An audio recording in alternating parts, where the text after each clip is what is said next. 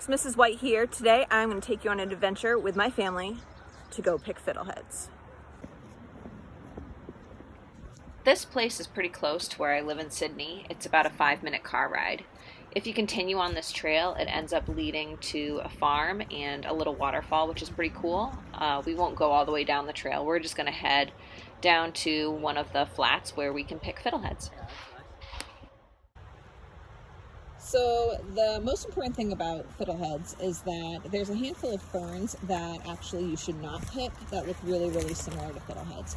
So you can't just come out to nature and decide that you're going to just pick random little spindles of ferns.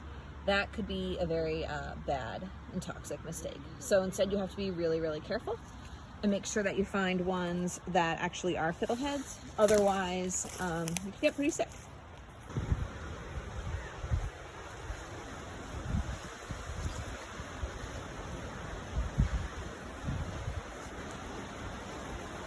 Finding fiddleheads is to looking low. So a lot of these are past, but if you look right here, right near the ground, we can see that there's a couple really good ones right here. You want to pick them low on the stem.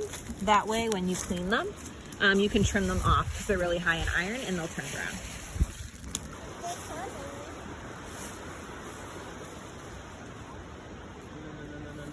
Like this.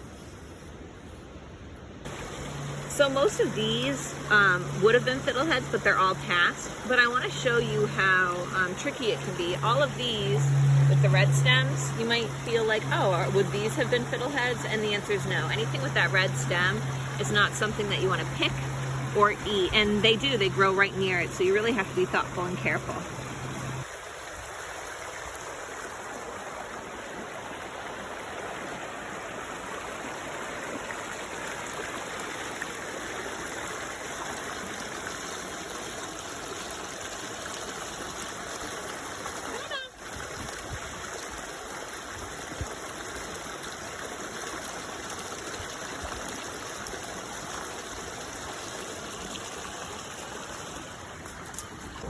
Look under vegetation a little bit.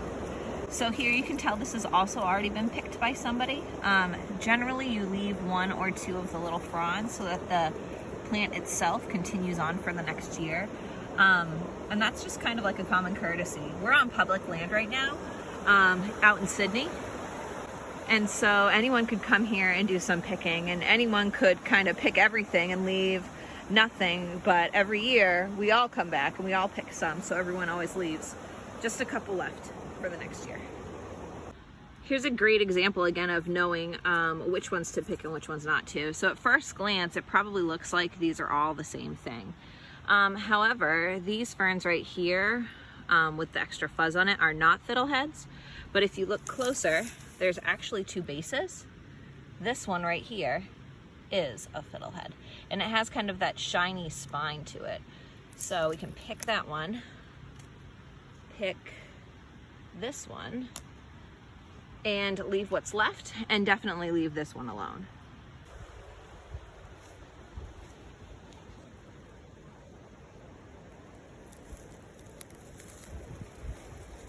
Hey Allie, you having fun? Yeah? Do we pick some fiddleheads? Yeah? What do you think about fiddleheads? Yummy. They're yummy? All right, we'll have to cook some for dinner.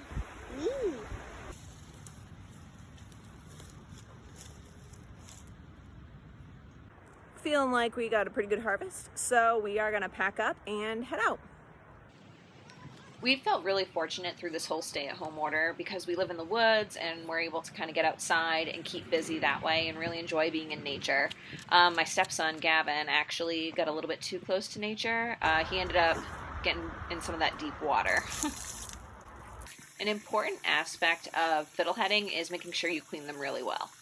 You're supposed to like rinse them off and like brush the inside of the groove.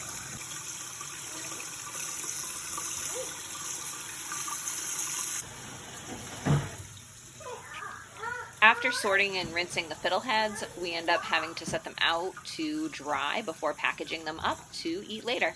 I'm just hoping Daddy down. Good job. And later that night, we made ourselves some fiddlehead pizza. And let me tell you, it was good. Ooh, is it so good? Mm-hmm.